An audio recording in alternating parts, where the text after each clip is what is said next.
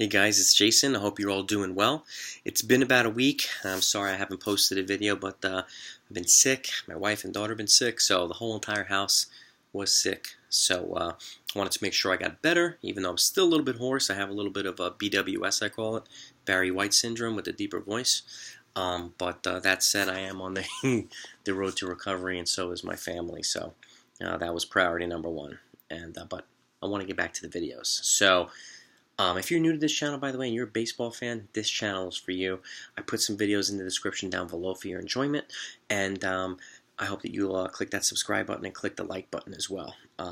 I do post videos every 3 days, or pretty much twice a week, and will continue to do so now that I'm back up and running. And with that said, today's video, I'm going to do my part deux. So about a month or two ago, I did my 2020 outlook for each team in both leagues based before the winter meetings and the free agency started. And then what I'm going to do now is I'm going to do my 2020 outlook. Today I'm going to focus on the National League. So the East, the West, and the Central, based on the moves that they have done so far. There's still obviously a couple of moves that are probably going to happen. And you may or may not have heard, but according to Ken Rosenthal this morning, Mookie Betts trade is imminent, and it sounds like the two teams that are most likely to get him are either the Dodgers or the San Diego Padres. So, of which that will change the landscape in the National League West and pretty much the National League overall. And apparently, I think David Price's name is attached to this trade as well, and I think so is Will Myers from the San Diego Padres. Don't really know the details from the Dodgers yet, but that said, we'll wait until the trade happens before making any decisions on it. But I don't really think it'll change my projected records, because what I'm going to do today is I'm going to show you their 2019 record, and then I'm going to give you my 2020 projections on record and standings based on the moves that they've done. With regards to the Dodgers and Padres, their record won't really change if they trade for Betts, but I think either one will be much more formidable in the playoffs. I mean, they may change by a game or two, but they will be, like I said, they'd be tougher to beat in the postseason. So, with that said, let's go over to the board. Let's see what we got going. So, we'll focus on the 2019 first, okay? This is how the season ended in 2019. Okay? National League East. The Atlanta Braves were division champs. They were 97-65. Second place, Washington Nationals, 93-69. The world champions. The Mets were third, 86-76. Philadelphia was exactly 500 at 81-81. And the Miami Marlins were last at 57-105. National League West. The Dodgers were the division champs, 106-56. Arizona was 85-77 in second place. San Francisco Giants were 77-85. Colorado was 71-91 in fourth place. And San Diego was 70-92 in last place. So you see here, you had three teams over 500 here. You had three teams under 500. Right? And the NL Central, St. Louis were the division champs at 91-71. Second place were the Milwaukee Brewers, perennial playoff team every year, 89-73, so not really far behind. The Cubs were in the 84-78, so again, the Central had three teams over 500 as well, so pretty front-loaded. Cincinnati Reds, who have had a big offseason, they were 75-87 in fourth place, and fifth place were the Pittsburgh Pirates at 69-93. They had a rough year, and they've been, on the verge of hitting the postseason or even wild card over the last couple of years as well. But those were the standings. So now, I'm going to take this down, put this over here, and I'm going to put up my projections for the National League teams in 2020, based on stuff that they've done already. All right? So we'll start here. We'll start the Central. Pittsburgh. They'll finish at 74-88. You'll see a sign over a number next to it. That's +5 in the win column, so 5 more wins than last year. Chicago Cubs, 80-82. Which is -4 less wins than they had last year. It's also depending on whether they trade Chris Bryant. If they do, I could see them winning less games, but I could also see them staying even or winning a few more games, depending on the package they get for him. And now that he's got 2 years of control left after losing his grievance hearing, they can extract a little bit of a bigger package for him. So that said, the trade-off might be neutral on that end. So, but I see them just under 500, missing the postseason. St. Louis, I have them in third, 87 and 75 with a 4-game differential. So they're winning 4 less games than they did in 2019. Milwaukee, 92 and 70. Okay, second place for +3, so 3 more wins than in 2019. And winning the division, the team with the big offseason, 96 and 66. Cincinnati Reds, +21 wins. So they're going to have the biggest turnaround this year. And in my estimation, in the National League Central. So, and they will be going to the postseason with all the moves that they've made. And Castellanos, you got Moustakas, Wade Miley. They've made a bunch of other moves as well. And they have a pretty strong rotation already. You've got Castillo comes back healthy. You've got Tanner Roark. Who else we have? Not Tanner Roark. Oh, we've got Trevor Bauer, Sonny Gray, also Tanner Roark. And I think one other pitcher's on the team is the name. It's not coming to me, but maybe it'll come to me later. But anyway, I see them winning the National League Central. Now, over to the NL West. In 5th place, the San Francisco Giants, 66 and 96. Losing Madison Bumgarner is going to hurt. -11 wins. Going to start their rebuild a little bit. Colorado, 74 and 88. You know they're going to win 3 more games than last year. If they trade Arenado, this is a similar situation to me.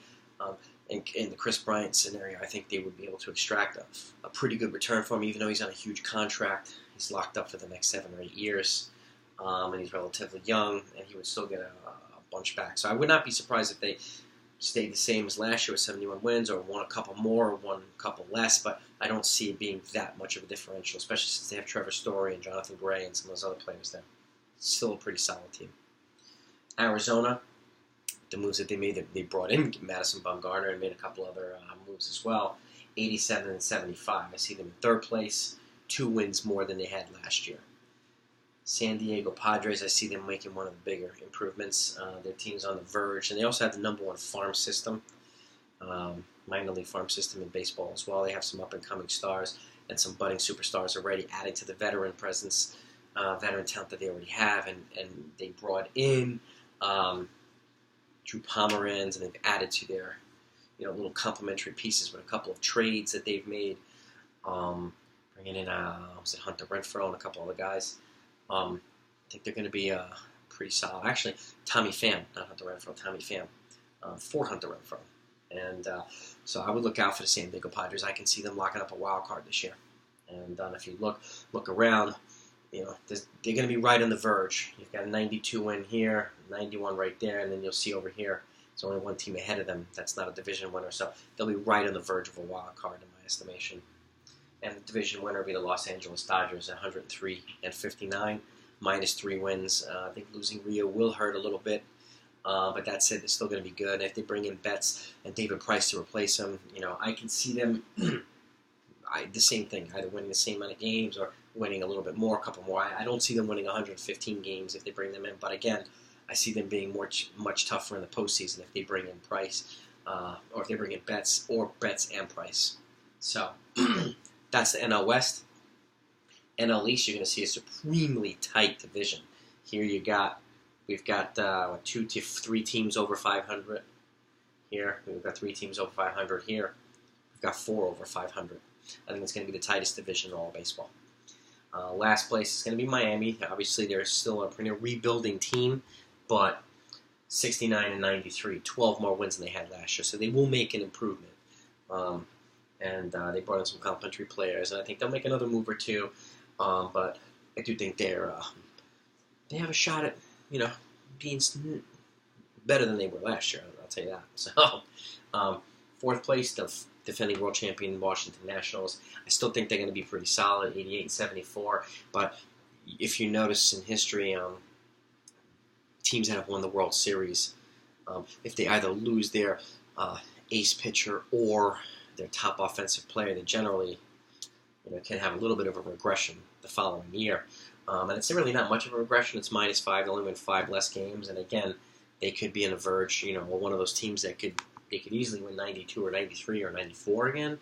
And, they added a lot of depth pieces, but losing Anthony Rendon is going to hurt, even though they brought in a lot of offensive pieces. And they also brought in Smith for their bullpen. Will Harris, and a couple other pieces. I see them missing the postseason, unfortunately. But again, I could be way off. They could do it again. They could repeat. Who knows? But I feel like last year was a little bit of a magical year for them. So, third place, the New York Mets, +4. So 4 more wins than last year. They'll go 90 and 72. Bringing in Betances is going to help solidify that bullpen. I do think Edwin Diaz and Jeurys Familia, who looks like he's in great shape, will both have rebound years as well. And they'll have a pretty formidable bullpen. And if they make the postseason, I think they'll be one of those tough teams to be, sneaky tough teams to beat. Second place, the Philadelphia Phillies, bringing in Didi, bringing in Zach Wheeler from the Mets, so they took away from that Mets team. Even though the Mets added some rotation pieces, I still think Zach Wheeler is going to step up from Rick Porcello, who's good, and Michael Wacha, who was pretty good. So I think they're going to go 93 and 69, so they'll win 12 more games, 12 games over 500, 12 more than they did last year. And the division winners, again, will be the Atlanta Braves. -1, they'll only win 1 less game, 96 and 66. I see them making a potentially deeper run of the postseason if they acquire Chris Bryant in a trade. There's some rumors about either him or Nolan Arenado, and they also have a legit, I think, a top 5 farm in baseball as well. I can see them going over 100 wins pretty easy. So I will keep an eye out for that.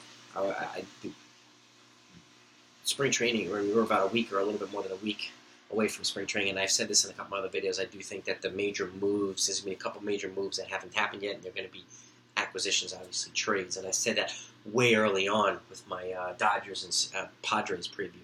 I thought both their significant move is going to be a trade, and I still stand by that. So I can see Betts going to one of those teams, potentially Betts and Price. So I will keep an eye out for that. So these are my standings, my projections for 2020 versus what they were in 2019. Hope you enjoyed this video. If you did, smash that like button. If you haven't subscribed yet, please hit that video. Even if you don't plan on watching all my videos, your support of the channel is greatly appreciated and it's much needed. I want to make this one of the best baseball channels out there. So, and again, it's from a regular dude, a diehard fan for the diehard fan. So keep an eye out. Again, you're not going to want to miss the next video because my next video is going to do a breakdown of the American League. 2019 versus 2020 based on the moves that have happened and the moves that they did not make.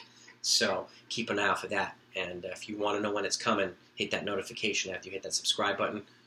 It'll be out in a couple days. So I hope you enjoy this. Let me know what you think. Drop some comments down below. I'm happy to respond to all comments. I love dialogue with you guys and gals. Have a great week. Good health. Talk to you next time.